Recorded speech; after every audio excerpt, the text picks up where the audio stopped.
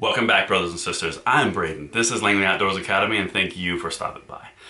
Today's content is all about the courts and how executive action on guns is easily struck down by the court, and this is a really great example. We're going to talk about the Sixth Circuit Court and what they just did to destroy an executive order, but also uphold the Second Amendment, and we're going to detail, and it's going to be amazing. It's a great thing to boost spirits around the Second Amendment.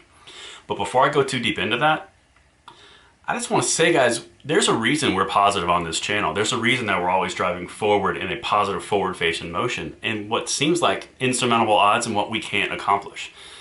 The secret is we can accomplish anything when we are unified together. They can demonetize us, they can demonize us, they can cancel us, they can do whatever they want to us, but as long as the will to fight and the hope exists here in us, they can't win. And that is not an easy thing to extinguish, especially in my heart and I know in yours. Our founding fathers pledged together their lives, their fortunes, and their sacred honor.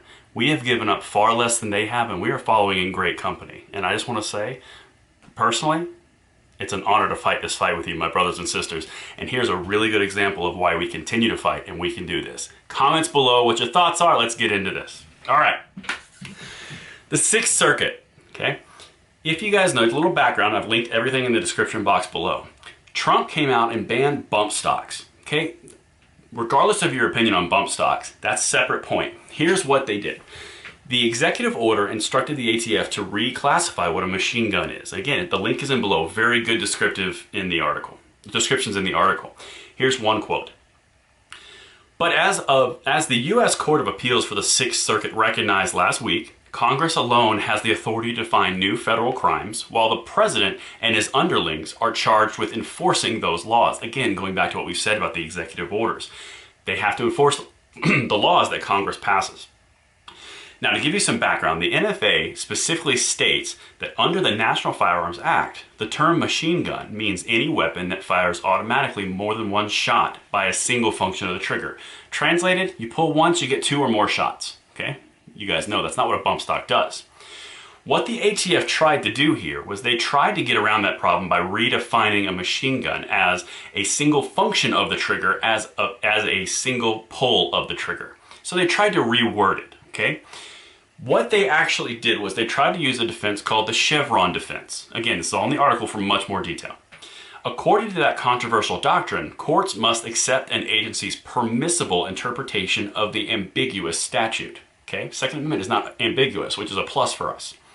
Now, what the court said in their decision tells everything.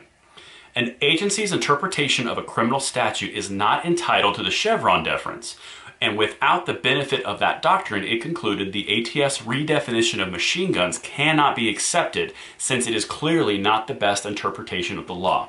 I'm going to translate all that for you. Basically, Trump said he wanted to ban bump stocks in an executive order. The ATF redefined what a machine gun was in order to make the bump stock ban work. It was taken to court, and personal shout out to some YouTubers who actually were taking part of this with Guns of America, and they tried to redefine it. The court said, you can't redefine that. It's obvious what this is, and the Second Amendment held true.